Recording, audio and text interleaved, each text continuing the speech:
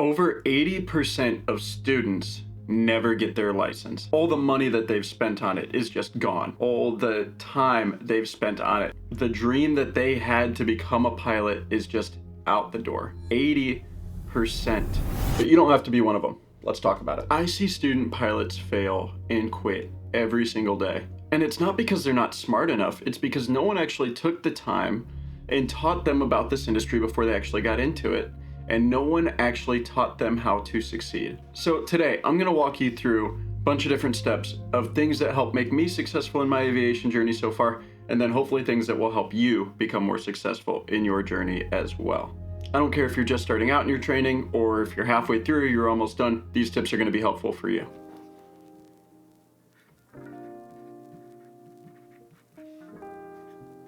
Consistency versus intensity. A lot of students, when they first get started, they are so gung-ho. They're flying almost every single day. But that only lasts like a month or two. Then you're battling things like maintenance and weather, and eventually they get burnt out of trying to fly every single day, and their lessons drop to once a week or once every 2 weeks. So the key thing that I'm saying with this consistency versus intensity, I would much rather have you fly twice a week until you get your license, as opposed to flying every single day, getting burned out, and not even making it all the way through. Flying is something unlike you do on a daily basis.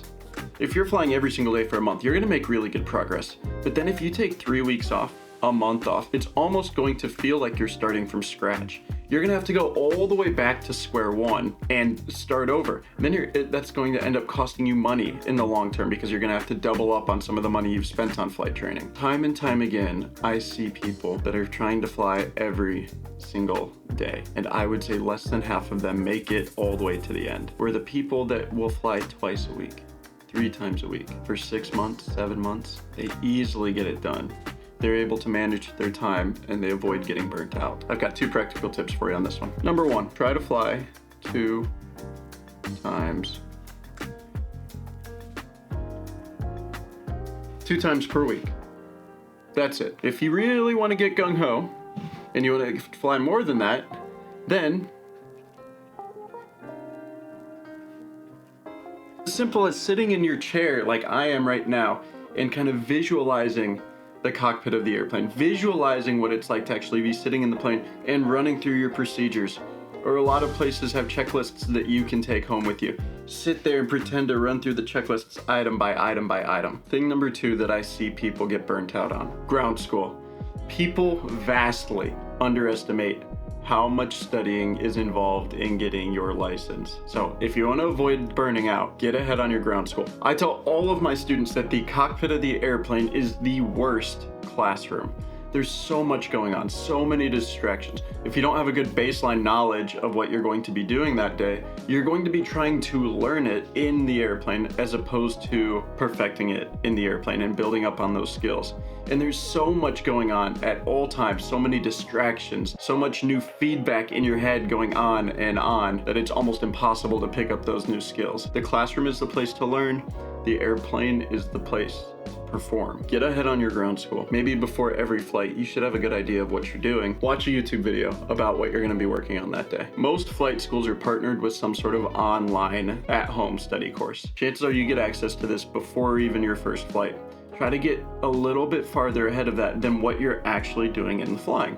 Most of those courses are lined up so they will match with what stage of training you are in. Try to get a little bit ahead of that. Do not let yourself fall behind. My last practical tip for this one is take notes after every lesson. Your instructor is going to sit down with you after every lesson and you guys are going to debrief about what you did on that flight. Have a little notebook or a notepad that you keep in your flight bag, and then just after every lesson, jot down some notes, help you remember, and then once you get home, you can go back and review it. You can text your instructor questions that you think about later on in the day. Learn to love chair flying. Chair flying is one of the most underutilized tools in flight training.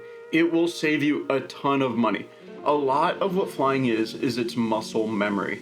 Learning the flows, learning the procedures, and that's all stuff that you don't have to be in the airplane for. Almost every single cockpit has a poster you can find online that's going to show you where all the buttons, switches are. And honestly, after your first couple of flights, you're gonna have a pretty good idea of where all those switches are. So take those checklists home with you and practice reading them out loud. Your instructor is probably going to give you a maneuver sheet that walks you through how to do all of the maneuvers step by step. Sit in the chair, pretend to go through it. I promise you, this is going to save you a ton of time and money.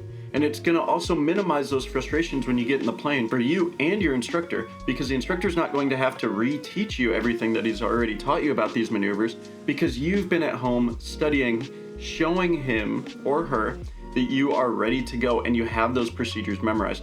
That way, when you get in the plane, it's all about just tidying everything up. It's not about learning it again. There's a fantastic documentary on Prime Video, I think, about the Blue Angels, and you can see they chair fly their entire routine before every single flight that they do. Also, another thing that students struggle with is confidence on the radios. That's absolutely something you can practice at home. You don't even need to be in a chair for that type of chair flying. You could be lying in bed, you could be driving to the grocery store. Just running through those calls out loud is going to save you so much time and frustration in the airplane. Tip number 4, communicate with your instructor. As a flight instructor, one of the things I see extremely often is I will be trying to teach my students something in the airplane, and I'm talking to them, and I keep saying something and they're like, oh, okay, got it. But then as soon as I ask them to recall what I just said, it's just gone. If you don't know what I'm talking about, please ask me, because things are happening so quick in the airplane that if you tell me just, okay, I got it, I gotta trust you that you actually do have it, because that situation might come up later on and it's gonna have to be a pretty quick recall. So if you don't know what exactly I'm saying or your instructor is saying, ask those questions. Allow us to dig into it a little bit deeper and maybe try to just explain it in a different way to where you would understand it. A super big fail out rate amongst pilots is not getting along with their instructor. There is no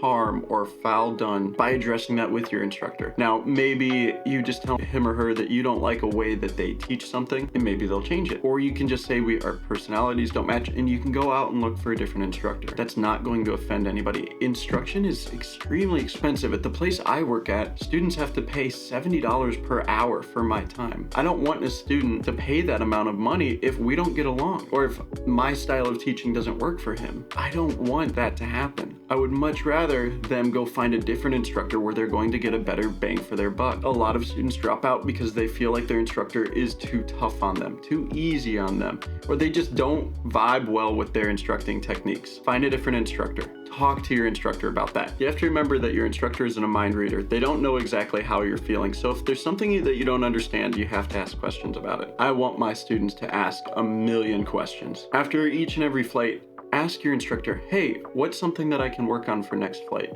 Hey, do you have any homework for me that you want me to do before our next flight together? That's gonna go a long way. And the key takeaway from this is if you and your instructor aren't vibing well, don't be afraid to ask for a different one. Something that really bothers me as an instructor that I see all the time, people that are just starting out in flight training, they have bad flights. They have flights where just nothing's going well. They're not performing as well as they would like. And if you're new to flight training, that feeling can be very, very defeating. Everybody has bad flights. I'm an instructor with 1,300 hours. I do this for 5, 6, 7, 8 hours a day, and I have bad flights. I have bad days. I have days where I go up and I can't perform the maneuvers within standards. Everyone has bad days. The key is to recognize that and learn from it. Don't beat yourself up for it. A bad flight is honestly probably when the most learning is getting done. Because if you go out to the practice area and you're performing all the maneuvers well within standards, your instructor's not going to have many notes for you. But if you go out there and you bust everything, your instructor's going to have good feedback for you on how to fix things in the future. If you have a bad flight,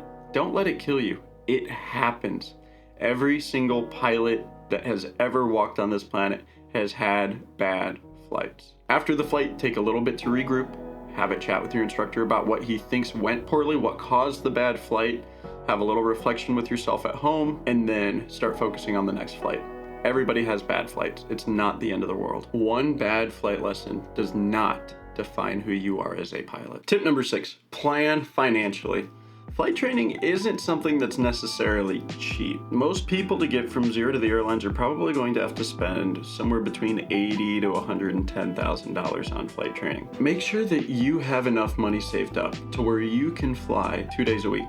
for the next 6 months without having to take a long break. Because what's going to happen is if you take a break, when you come back, you're going to have to relearn a lot of those things. And then you're going to have to double up on a lot of those costs. So make sure that you have enough money saved up to where you can fly consistently. If money is going to be an issue for you, look into financial aid, student loans if you're going to a Part 141 flight school like a college. There's a lot of companies that offer aviation related scholarships, one of them being AOPA, but there's a lot of scholarships out. The worst thing that you can do for your flight training is run out of money. Long breaks equal degradation in progress. And degradation in progress means you're gonna have to spend even more money to get caught back up. It's happened probably 5 or 6 times where I'll have just gotten back from a flight and I'll look down at my phone and I'll see 20 emails that say reservation canceled. And I'll text a student and I'll say, hey, just saw that you canceled a bunch of our flights. Is everything okay? And the response I get back is, I ran out of money. And then I never see that student again. Never start flight training without a logical financial plan. And have a good buffer in there because there's going to be a lot of unexpected costs in that training as well. Tip number 7, and by far the most important tip, because this takes all of the other tips that I have given you and puts it together into one big one. If this does not work for you, if you do not have this, you will never succeed as a pilot. Tip number 7, have a why. Why are you wanting to become a pilot? If the answer that you shoot back at me is, well, pilots make a lot of money, that might be true, but that is not a good reason to get into this. Money is not the best motivator. It doesn't motivate people nearly as much as you'd think. I think I could personally name 6 students, right, and why they got into flying, and they respond, well, I want to make good money and pilots make a lot of money. I don't think a single one of them even made it through their private, let alone the rest of their training. If you want to be a pilot because you love traveling, absolutely. If you want to be a pilot because you have a passion for airplanes, absolutely. Know why you want to do this. Write this down and place it somewhere that you're going to see very often. This is what's going to get you through the money struggles. This is going to be what's going to get you through those bad flights. This is going to be what gets you through having those not great instructors, is your why you want to do this, why you want to become a pilot. This is the tip to end all tips. You need to have a why, and you need to remember that every time things get hard as your flight training progresses. Over 80% of pilots never get their license, but you will if you just follow these tips, or at least you have a lot better of a chance doing it than someone that doesn't go into it. Study hard, ask questions. Don't be afraid to stand up for yourself in terms of finding a new instructor or finding a different flight school. Your interests are your top priority. Most importantly, like I mentioned, have a clear why. Know why you want to become a pilot. Over 80% of student pilots fail. I don't think you will. You've got this.